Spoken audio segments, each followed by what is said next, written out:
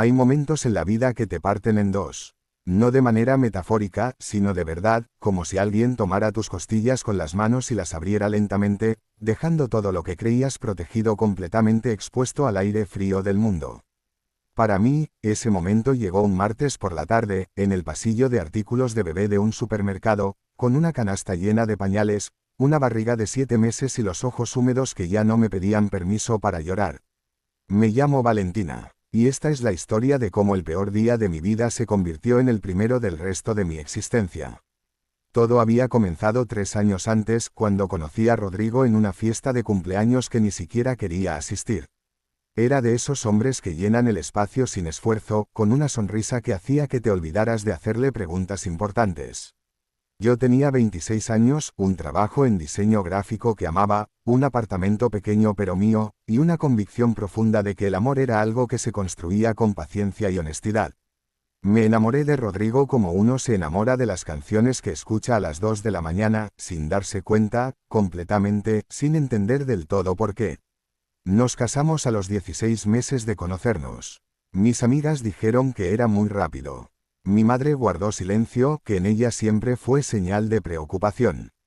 Yo no escuché a ninguna de las dos. Estaba convencida de que el amor que sentía era suficiente garantía, como si los sentimientos fueran documentos notariados. El matrimonio tuvo sus primeros años buenos, o al menos yo los recuerdo así, aunque ahora sospecho que confundía la costumbre con la felicidad. Rodrigo viajaba mucho por trabajo, decía. Llegaba tarde, decía. Estaba cansado, siempre decía. Y yo, que había aprendido desde niña que el amor se demuestra aguantando, acomodé mi vida alrededor de sus ausencias como si fueran paredes fijas que había que decorar en vez de derribar. Cuando quedé embarazada, pensé que todo cambiaría. Así lo creía con una ingenuidad que hoy me duele recordar. Le di la noticia una noche con una tarjeta dibujada a mano, porque soy diseñadora y porque quería que ese momento fuera hermoso. Rodrigo sonrió, me abrazó, dijo que era maravilloso. Pero en sus ojos había algo que yo no supe leer entonces, no era alegría, era pánico disfrazado de ternura. 2 meses después de saber que iba a ser padre, Rodrigo me pidió el divorcio. No hubo gran pelea, no hubo confesiones dramáticas esa noche. Solo una conversación fría en la cocina, con el olor a café recién hecho flotando en el aire como si el mundo no se estuviera cayendo. Me dijo que ya no era feliz, que necesitaba encontrarse a sí mismo, que lo sentía mucho. Yo estaba sentada con mis 12 semanas de embarazo y una taza que no llegué a tomar, mirándolo hablar como si estuviera viendo una película en otro idioma, sin subtítulos, sin poder entender del todo lo que ocurría. Los meses que siguieron fueron los más oscuros de mi vida.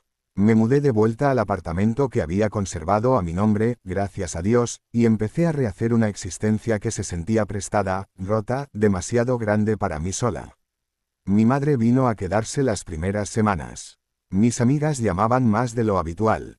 Pero hay un tipo de soledad que no desaparece aunque tengas gente alrededor, la soledad de sentir que el proyecto de vida que habías imaginado ya no existe, y que tienes que construir uno nuevo sin saber por dónde empezar, con una barriga que crece y un corazón que todavía no termina de cerrar sus heridas.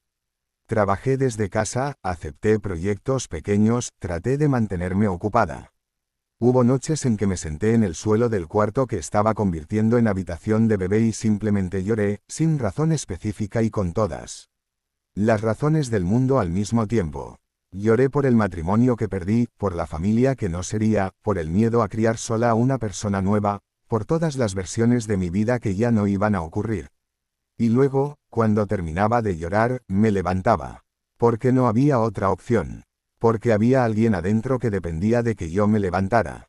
El martes que cambió todo era un día gris de octubre. Estaba en el supermercado con mi lista de cosas pendientes, pañales recién nacido, crema para rozaduras, una manta adicional, un termómetro digital. Llevaba mi canasta con las 2 manos porque la barriga ya hacía difícil sostenerla de un solo lado.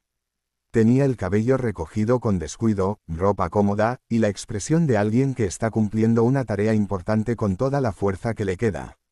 Fue en el pasillo 4, entre los artículos de higiene infantil y los chupetes organizados por colores, que lo vi. Rodrigo estaba al final del pasillo.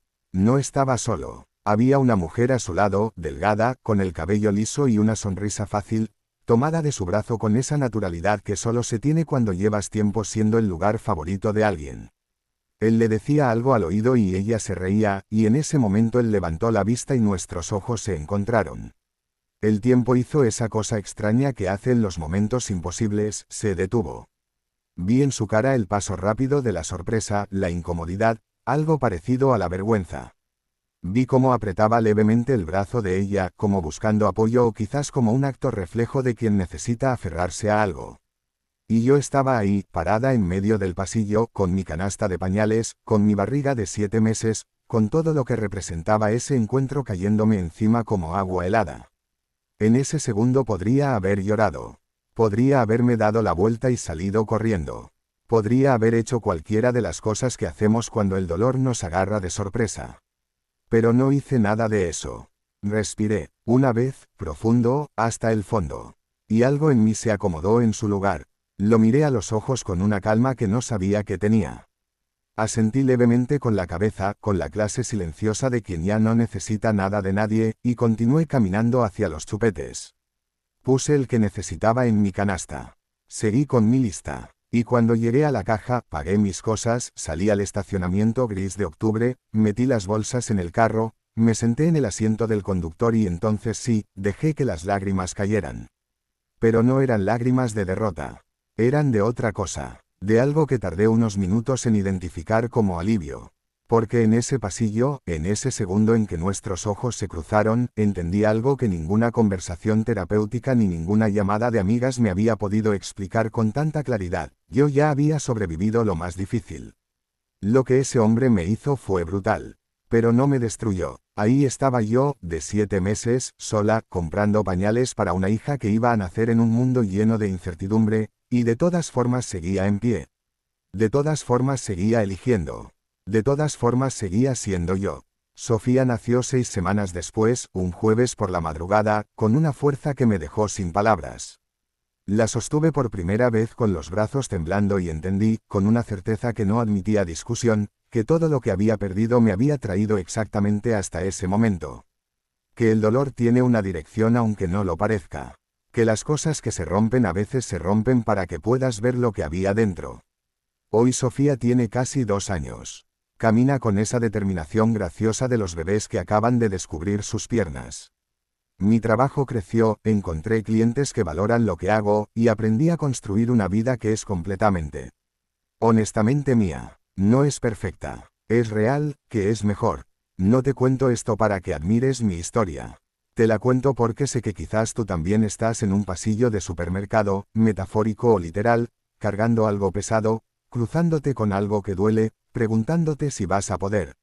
La respuesta es sí, no porque sea fácil, sino porque ya has llegado hasta aquí, y eso significa más de lo que crees. Si esta historia te llegó al corazón, dale like, compártela con alguien que la necesite, y suscríbete para seguir escuchando historias de mujeres reales que encontraron su camino en los lugares más inesperados. Aquí siempre habrá un espacio para ti.